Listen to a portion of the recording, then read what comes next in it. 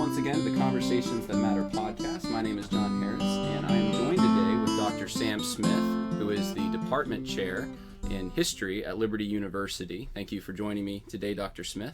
Thank you, Jonathan. Glad to be here. And Liberty University, if you want to just give me a little bit, like a 30-second synopsis of what Liberty University is, what the Department of History it is, what makes it unique, and what your role here is, that would be great. Liberty University was founded in 1971, and I came here 15 years ago as a history professor. I've been the chair of the department for the last 3 years, and I've been the director of the graduate program for the last 10 years. And I'm still both of those today. It's very unique in that, especially on the graduate side, we're the only, that I know of, master's program in history that's from a fully accredited university that teaches history from a conservative, and I mean theologically conservative, evangelical perspective. And we think that's unique. We think it's special, and a lot of students come to this program because of that. Yeah, what motivated you when you were choosing programs in undergrad to be a historian? I started out as a biblical studies major, and that's actually what my undergraduate degree is in Bible. I went to Bob Jones University, and I did a history minor. And I started really falling in love with history because of a couple of historians that were there. Dr. Edward Panosian was our teacher for Western civilization. Still to this day, the best history teacher I've ever seen. He absolutely captivated his audience, the students. This is in a big lecture hall. Yeah. But I remember here I am, a freshman in college, and I had gone to a big public school. Didn't really like academics that much. I kind of went to Bob Jones. That's what was expected in our family. All of my siblings went there as well. I wasn't really interested in history until I got to college. And he made it come alive to me. And I remember sitting there. They actually had bells. I remember sitting there when the bell would ring. I would be so disappointed because it was like watching a movie to me. And that really got me started on an interest in history. And I minored in history there. And then later I did a master's in church history at Bob Jones, and then taught in high school and was an administrator for some 10 years, and then I went back to the University of South Carolina to do a PhD in history. So you're at a Christian university studying history. How did you see your faith, or since then, have you seen your faith influence your study of history? I tell people I really became a historian kind of through the back door of theology. My first other than these freshman classes, I started taking courses on the history of doctrine, history of Christianity. And so my interest in my faith, plus how it is in the context of the larger spectrum of history, really started drawing me in. And I felt like the study of history was actually nourishing my faith because I was seeing how others had gone through different struggles in the church and so forth. So when I eventually went to do a PhD in history, American history, early American history at the University of South Carolina, I knew what I wanted to write on. I knew what I wanted to study, evangelicalism and Christianity in the colonial South. That's really kind of what I focused on in my research, and it's something that still is my greatest interest. The role of Christianity in American history, to me, is fascinating. There's all kinds of very interesting characters in this topic. It really is a fun area to study in American history. Yeah, and I want to take this opportunity to plug both your website and where you blog occasionally. And your book, or where people can find you. So what's the website? Website's called A Cautious Enthusiasm. It's the same title of my book that published on Southern Evangelicalism in colonial South Carolina, the University of South Carolina Press. And I had started it a long time ago, wrote a few things, and then quit. And then my son kind of encouraged me to start writing some things. And so it's kind of a mixture of politics, religion, history. Sometimes I write blogs when I'm a little upset about something that has happened. I think that motivates therapy. Most of our blog posts. Is yeah. So I wanted to ask you, because some of the things that we're going to be talking about are related to things you've already written about on your blog. And I wanted to specifically talk about social justice and how that should or should not influence your study of history. So as a Christian historian, should social justice in its modern form influence the way that we look at the past? Well, I think a lot of things influence the way we look at the past. I mean, there's no way to completely free ourselves of the biases and the intentions and the agendas that we have. We're human beings, and that's the way it is. We have certain biases that we'll probably never get rid of. On the other hand, I think the most important thing in writing history and researching history is to recognize that, and to recognize it as a potential danger. When you are trying to find out what happened in the past and why. I have no problem with a person wanting to participate in social justice activities, even if I don't agree with their perspective on it.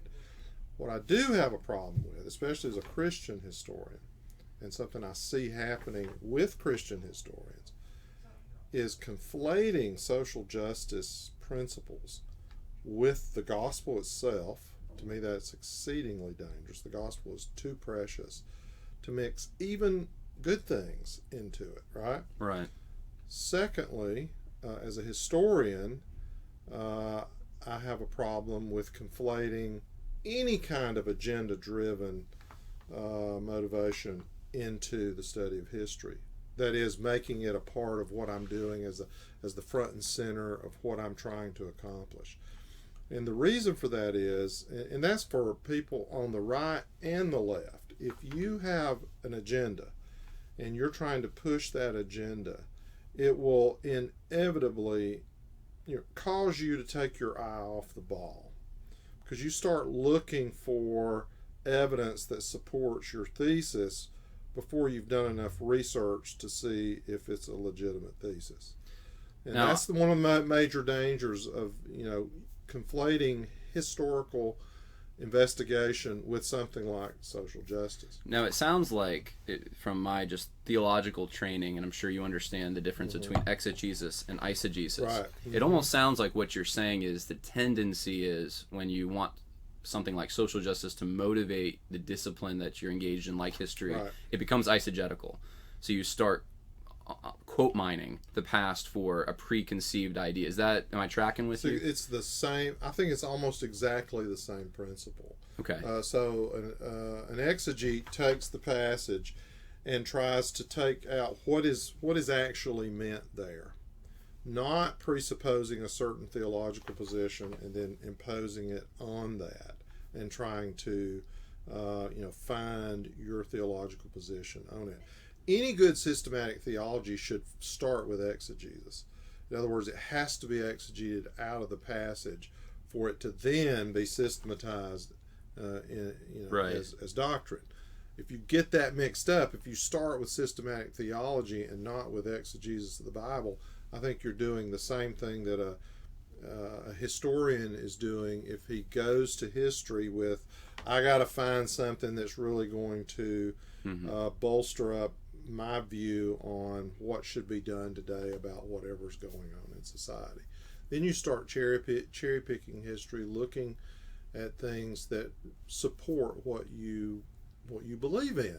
And again, there's nothing wrong with a person believing in certain things. There's certain things in society that do need to be fixed.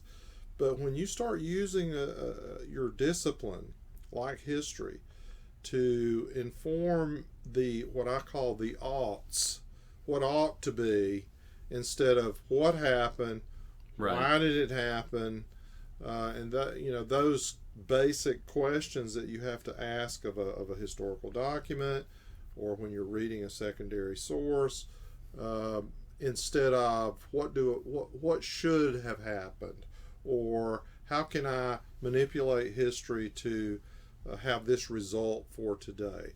Historians used to call that presentism. You're focusing on the present and then using the lens of the present to interpret the past, and it always gets it mixed up. Yeah, I want to get more into presentism, but just to sort of finalize what we're talking about now, it sounds like there, with the social justice movement, in its modern form at least, there's a theological problem. So they create a paradigm, and this paradigm created for the historical discipline ends up forcing them or motivating them to go into the past and to quote mine, or to just find things that are going to support a preconceived notion of what what the world ought to be like. Right. And so you have it sounds like a theological problem and a historical problem with trying to insert social justice into history. And I want to explore, I guess, both of those. You had written in a blog post on your website, A Cautious Enthusiasm. The title of the blog post is History and Social Justice Activism. And this is a quote from you. You say that you've noticed a leftist trajectory, and specifically at a conference on faith and history that you've attended over the past 15 years. What do you attribute leftist historiography infiltrating Christian circles to? If you really do a study of evangelicalism itself, especially when you study the modernist fundamentalist controversy, and then the emergence of what was called neo-evangelicalism or new evangelicalism with things like the founding of Fuller Theological Seminary, there has been for many years among Christian academics an insatiable desire to be accepted. To be accepted in the academy. And it is kind of the nature of the academy. You've got to make certain impressions, you want to get things published, and so forth. And so there's been this almost, I would say, unhealthy desire to be approved by the larger academy.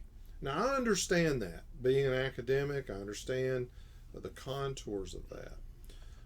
But I think it has gone way too far among a lot of, I think, evangelical, good, and some of them are friends of mine, evangelical historians who are so oriented toward being recognized within the larger academy that they know that they cannot be conservative or vocally conservative and still get the recognition, or rarely so. There's some rare exceptions out there. So there's a sense of hesitancy that I see as I've noticed going to Conference on Faith and History that I really like. I still go. I still take undergraduate students there.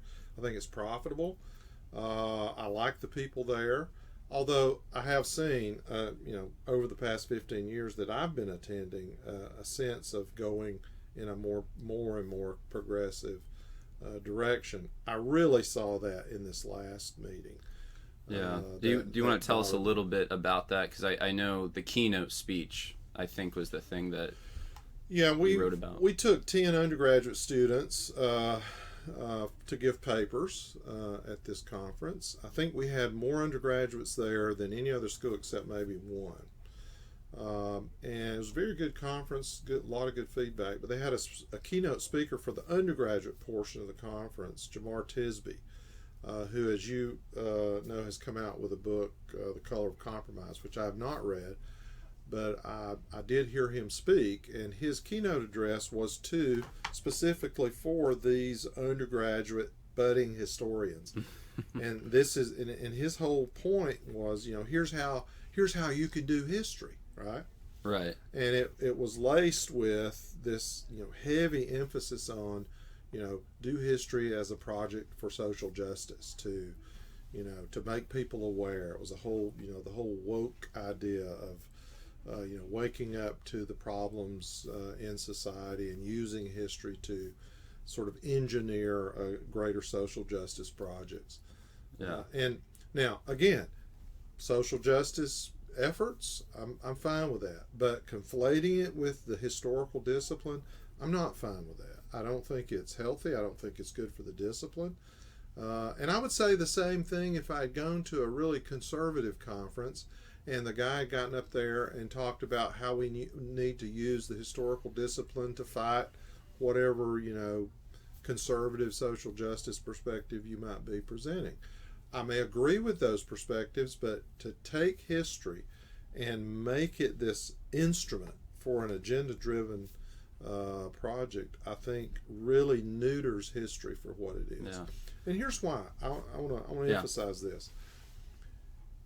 History, when done well, okay, and we all want to do it well. We struggle, to do it right. Right. When done well, speaks for itself. It doesn't need our, what I would call, Whiggish help to move it into a realm to do this or that for whatever our social needs are. John Lukács, a great historian that I really like, he said history is all we know. And when you think about it, it really is. It's all we know. Even as Christians, we know what's going to happen in the future, but we know that because of our study of the Scripture, which was written in the past. Right. And so this idea that I have to do something for history, I need to use history for something other than letting history speak for itself, I think really weakens history.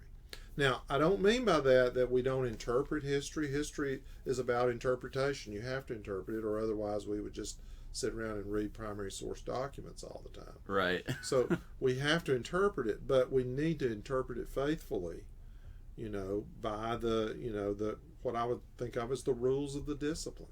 Yeah. Don't let documents say more than what they actually say.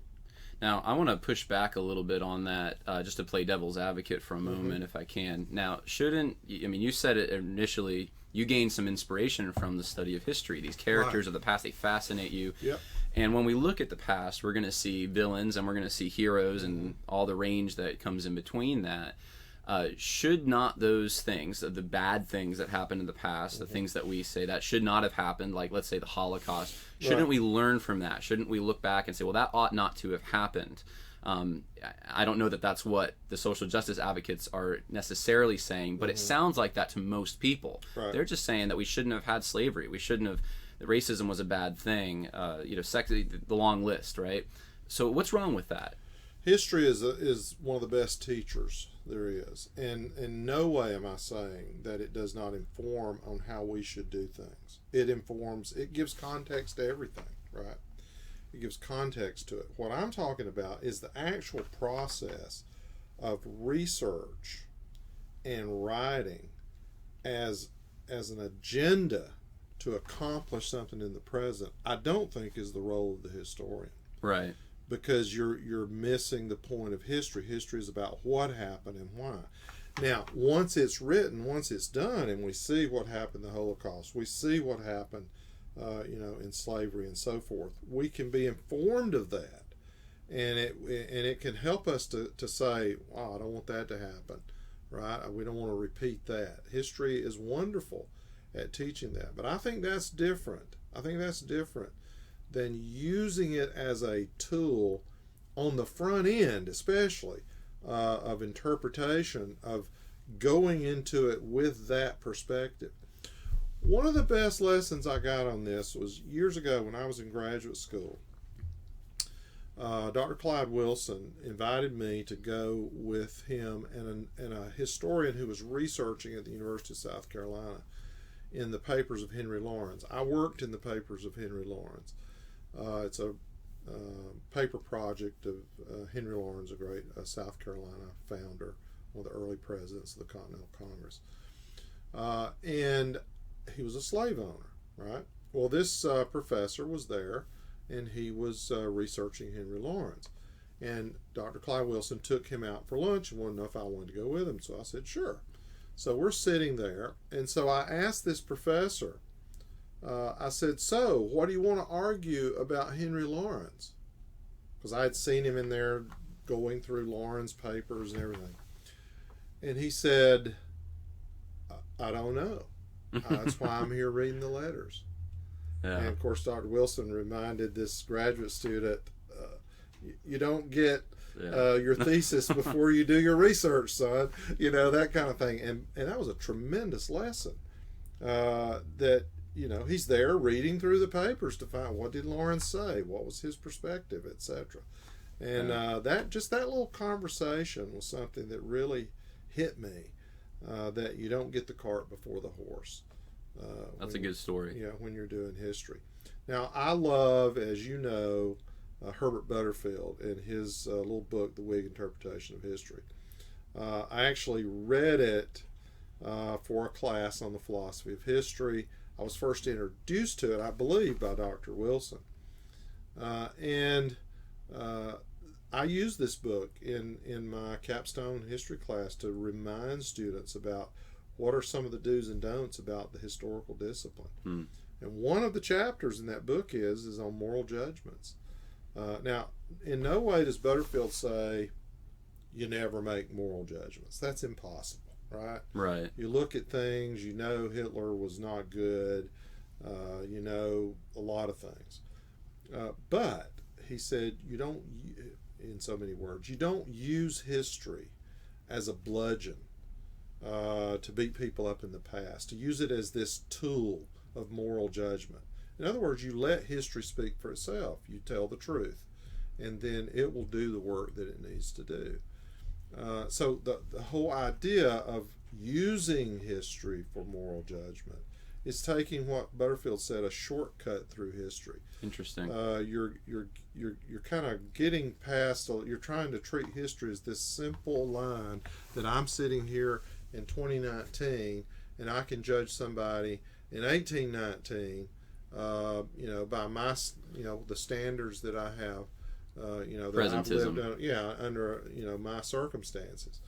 And he just points out that that's dangerous. And one of the things Butterfield says is that he doesn't say history is not a linear event. It is, but it's not a simple linear event. It's a complex. He called it a labyrinthine network of millions and billions of connections.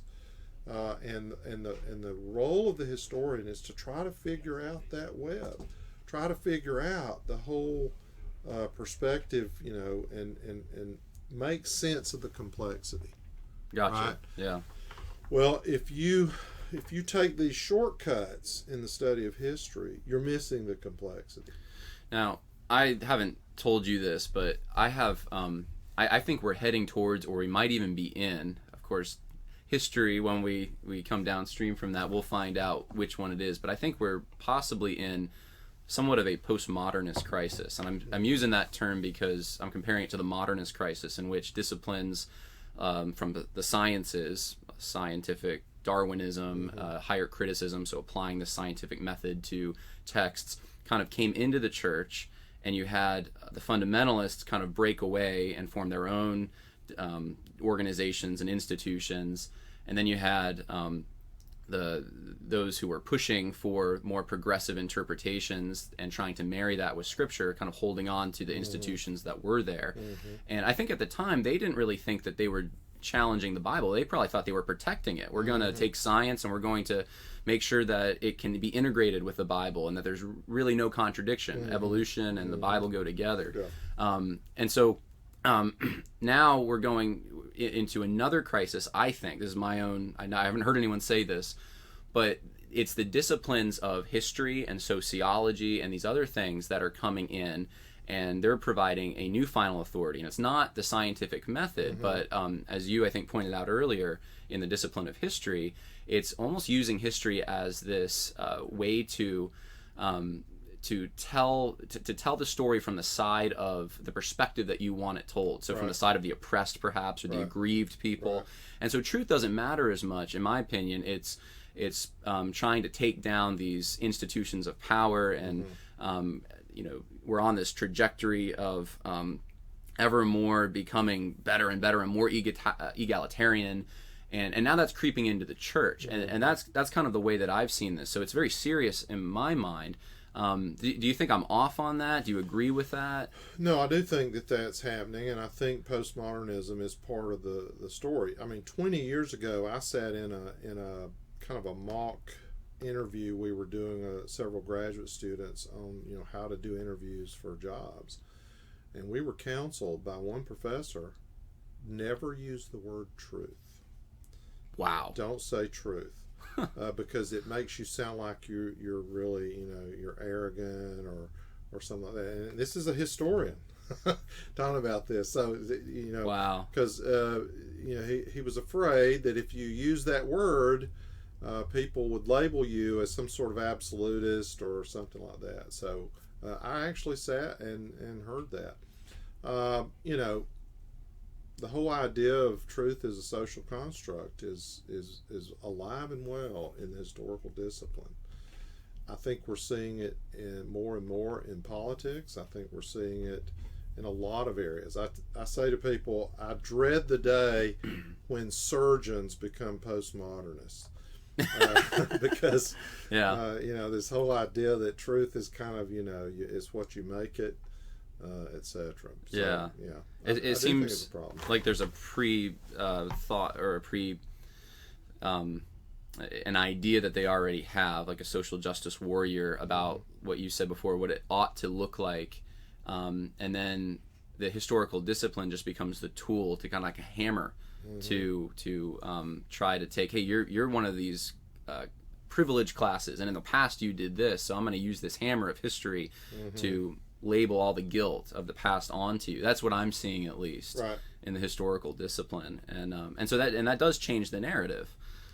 So changes it tremendously, and really turns it on its head in many ways. And the truth gets, I think, lost somewhere in that project. And that's where we get color of compromise. The idea that there's this compromise can be reduced down to this color, your color of your skin, or the church or some institution, that it's always compromising. So I wanted to ask you, so this is I think a question that a lot of Christians have who start studying the past. We look at men like Jonathan Edwards, George Whitefield, perhaps even Robert Louis Dabney, and we find out that these men were men of their time. They owned slaves. They were not egalitarian. In the case of Dabney, he supported the Confederacy, and maybe we respected these guys, but now there's a lot of second guessing going on. Should we respect these guys? Were they even really Christians? That's been brought up now by prominent evangelical leaders to say, well, I don't think Edwards could have been a Christian, or it's in doubt. In fact, I've heard some prominent evangelicals say that they're more confident Martin Luther King Jr. is a Christian than Jonathan Edwards, because he owned slaves.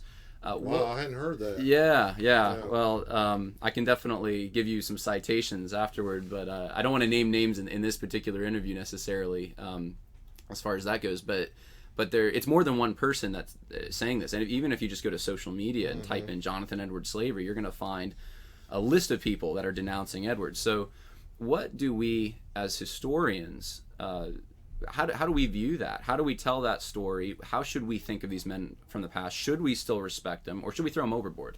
Well, let me start by saying this. I think that what you just described is, again, both a theological and a historical problem. To say that someone is not a Christian because they own slaves or something like that is just ludicrous. I mean, the whole idea that we're going to be perfect individuals because we're Christians is not biblical. I mean, there's all kind. I mean, you have slave ownership has existed time immemorial. That doesn't make it right. I'm thankful we live in an age where it's not normalized in our society. These people did not live in an age where slavery was not normalized. It was normalized, and it had existed not just their lifetime, but their parents' lifetimes, their grandparents' life, and they, stepped into this world with this. Now, does that in any way take away from the fact that I think that slavery is a good or bad thing? It's obviously a bad thing. I think it violates biblical principles. I think it violates doing to others as you would have them do unto you. But I live in an age where it's not normalized, right? And I feel like that I'm fortunate to live in an age where that's not normalized. However, to prejudge people like Jonathan Edwards, George Whitefield, Dabney, James Henley Thornwell, whoever you want to say, some of these great and godly men who love the Lord and who were clearly passionate for the gospel, yet this was the world that they lived in, I think is to, again, misunderstand theology and to misunderstand the contours of history, because you can do this. I mean, slavery is not the only sin. There's all kinds of That's things right. Yeah. That people are caught up in that they may have done, or that we look at today and go, wow, how could you do that? Yeah. And so I think I think we need to have history teaches us to appreciate the differences between now and then, maybe, and not to use it to prejudge them on our own standards today. As a Christian, I would certainly be against slavery. I think it would, and I'm thankful that it doesn't exist in our society, except for we know slavery is in certain societies still in other places. But to think that they're not Christians and so forth, I just think is. I've often thought if Edwards or any of these guys came to our time, they would be just horrified at the level of pornography, the easy access to abortion, perhaps, or just even the general depravity in culture that we're tuned out because we're so used to it. Commercials, even sexualization of women and so forth. And if they were to judge us by the standards of their day, we would not meet the test, probably in a worse way than they didn't meet, the test we're ascribing to them. I heard Dr. Tom Kidd give a talk at a conference on faith and history at Regent University, and it was on his study of George Whitefield. He came out with a book on biography of George Whitefield, and he talked about Whitefield and slavery. And he said something very interesting in this talk. He pointed out the bad parts, right? Right. But he made a comment. He said, let's admit something here. If we had been living in George Whitefield's age, chances are really good we would have had the same perspective as he had. And interesting. That's a good historical observation. Yeah. That's an observation that says, I understand. Because history is about trying to understand these people, not judge them. Right. History will judge them. It doesn't need your help. Right. But to understand them, how did they get to that point? And that's when you can actually, I think, learn from history. You start understanding it. And then you say, I don't want it to be that way in the present. That's fine. That's a good segue to my next question, which is if someone listening wants to know more about history, specifically American history, their Christian heritage, church history, I would include in this. They're a layman. What books would you recommend them looking into? First, let me start with, I think it would be very helpful if they would read some primary source documents. Good point. Founding documents, even in the colonial era. The 1606 Charter of Virginia, for example. And, the Massachusetts Bay Charter. Connecticut's charter under Thomas Hooker. And especially when you're talking about American Christian heritage, understanding where a lot of these colonies and how their perspective of how and why they started. I think is very instructive. But also into the late colonial period and into the revolutionary period. Reading, a lot of the founders, even some of the lesser known founders, have papers at different universities. I mentioned the papers of Henry Lawrence. You can go to the University of Virginia, and there is the papers of James Madison. Princeton has James Madison's papers, and Jefferson's papers are at a couple of different places, including UVA. go in and read these, the writings of the founders. And that's not to say that they're Christians or not. It's to say you really get the sense they lived in a society that understood itself as being, a Judeo-Christian culture, right? So let me sort of fine-tune the question. So I'm a Christian layman, and I'm a farmer or whatever, and I just don't have time to go into archives. 3 primary sources and let's say 2 secondary sources for understanding American Christian heritage. So you already mentioned 2 primary sources. So give me a third one, and then 2 secondary sources. Well, I would say the papers of Henry Lawrence is a good place. My first published article was on his Christian life.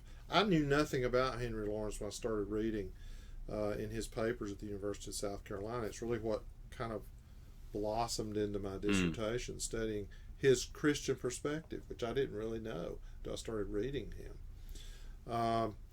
As far as secondary sources, I'm reading a book right now, and you're reading the book too, Daniel Dreisbach's book, Reading the Bible with the Founders. Yeah, I've read it. Yeah. I think gives you a good solid foundation on the use of the Bible among the founders, and how it was pervasive, and how that perspective has been ignored.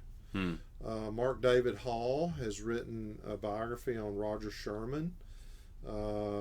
Jeffrey Morrison has written on John Witherspoon, and these are Christian historians who I think have, I mentioned how a lot of Christian historians are a little hesitant about their conclusions.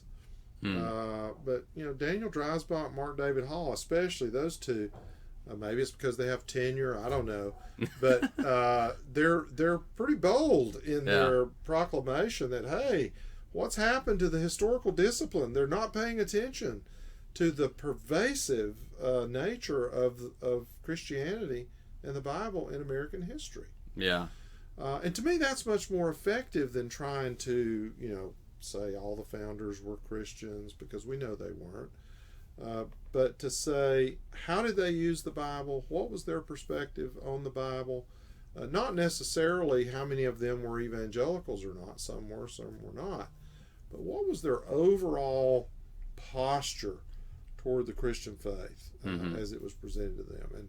And so I think that's a good place to start. Biography, to me, I love to read biography. I love to read, to take a person and sort of see how history unfolds around them. Yeah. And to take a Christian like a John Witherspoon or a Roger Sherman, and kind of see how history, and how it contextualizes their life is a fun way to do history. Is that the same advice you'd give to, say, a high school student who wants to get into the historical field and study? Would you give those same resources, or you have additional advice? I would say one thing with high school historians is that they should really try to study world history. Really? As a basic, yeah, because especially if let's say they want to be an American historian.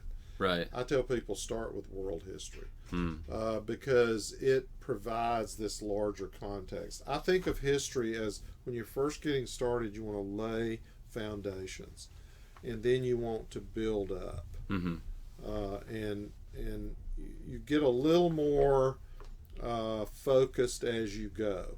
Right. But if you try to start with colonial America and you don't have a foundation in European history and world history, colonial America is not going to make a whole lot of sense, because you're just not. History is all about context.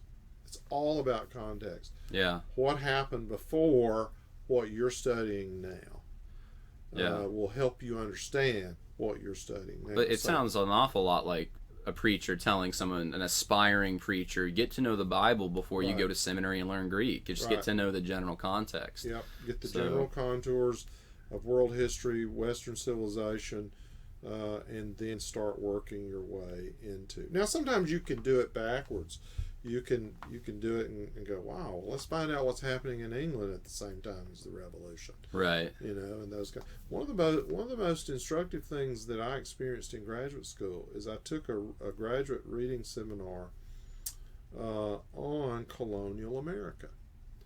So I'm fully expecting to go in there. We're going to study all the colonial documents and so forth. And the teacher stood up and said, "We're not going to study colonial America from these shores.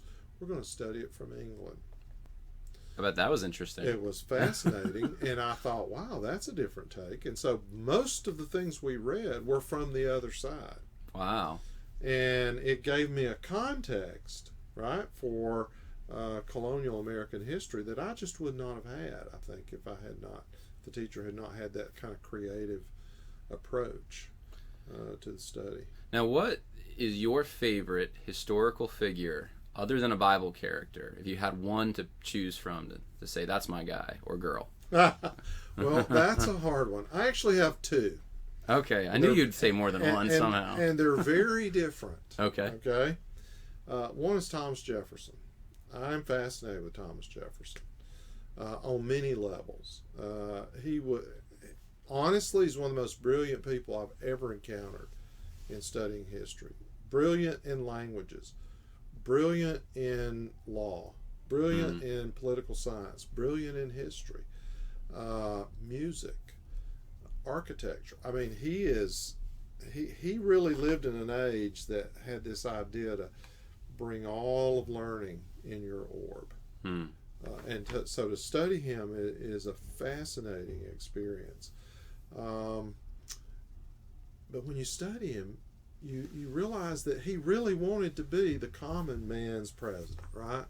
Now, I think Jackson was more of a common man's president than Jefferson. Yeah. But Jackson thought of himself as Jeffersonian, and that's part of where he gets some of his common man mystique.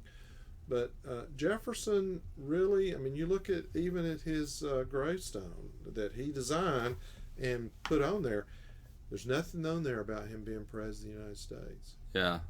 You know, he didn't want to, that's really not what he wanted to be known for. Now, we would think, wow, that's the most important thing he did. Yeah. I don't think he thought that was the most important thing he did.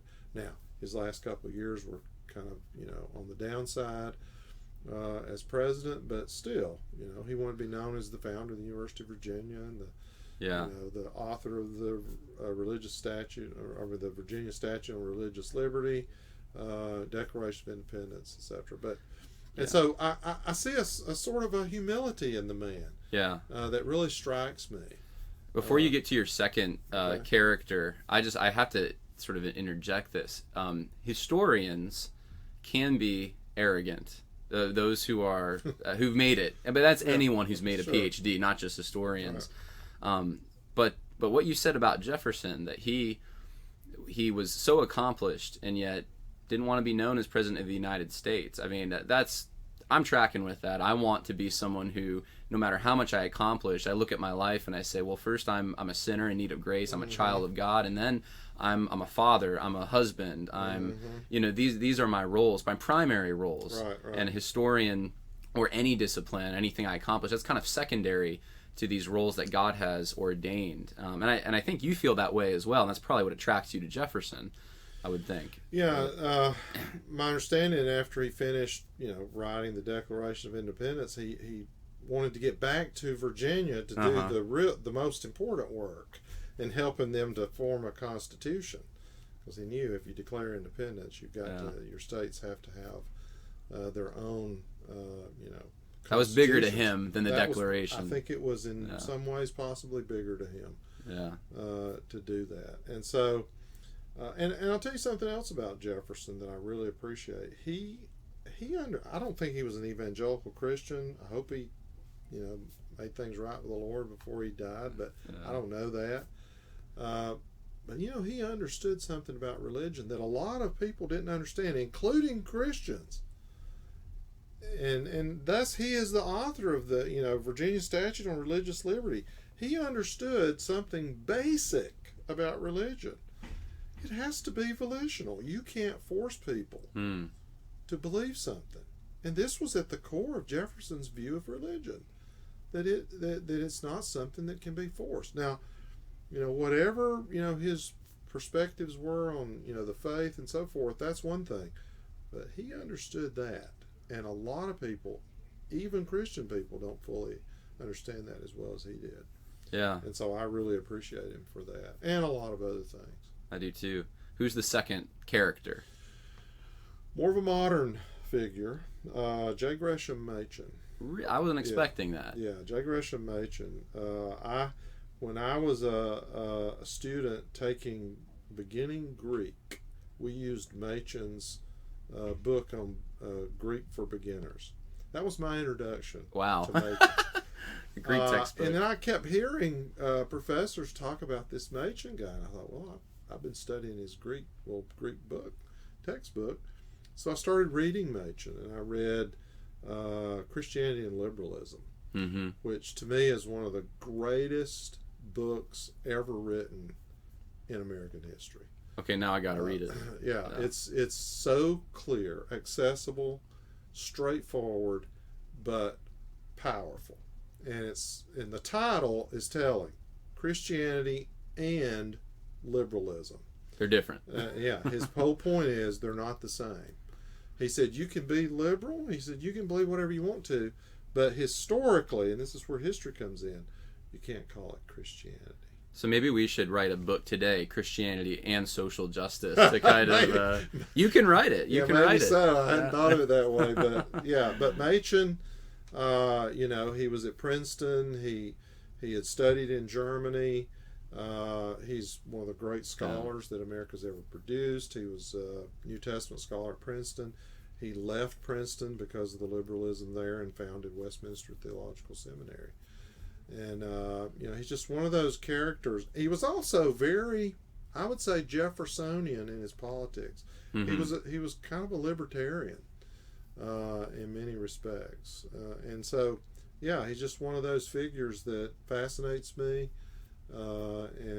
He was against he had this speech on public education, right? That he was very concerned about. That's right. That. He saw major problems. He saw Christian education as the hope of the country. Yeah. But then he had other views that people kind of scratched their head on, like he was very much against the teaching of the Bible in public schools because he felt like the Bible was too precious to be taught by people that didn't believe it. Yeah. And so that was his perspective. Now, as a citizen, I don't think you should bar the Bible from public schools because of its historical and literary value. As a Christian, I do see his point that, you don't want people being instructed in the faith that don't believe the faith. Yeah. So it's kind of a catch-22, I guess. Any final thoughts on any of the topics that we've covered? Any comments that you want to make in conclusion? Well, I would just say that, being at Liberty University has been one of the great privileges of my life. To be able to be at a university where we get students like you who come and study and who love the Lord, who want to be good academics, and who strive toward that, but also strive to glorify God in whatever they do. To be a part of that and to be able to engage with students and other faculty members in the life of the mind, but in a place where we're trying to bring everything under the umbrella of God's authority, as we're supposed to do. Yeah. And so that's a privilege that I will always be grateful for. Yeah. So if you're someone who's listening to this and you're a student or potential student, you're considering history, come to Liberty University. And you won't have to deal with social justice or any of the other things. You can just study history and from a Christian perspective with wonderful professors. What's the address, once again, for the blog, Cautious Enthusiasm? Cautious Enthusiasm. I think if you just Google that, it'll come up. Yeah. Well, my book will come up, and then that will come up, and it'll show it as a blog. So. Okay. Well, Dr. Smith, thank you so much for your time. Okay. Thank you. God bless you. You and, too. Until next time, God bless.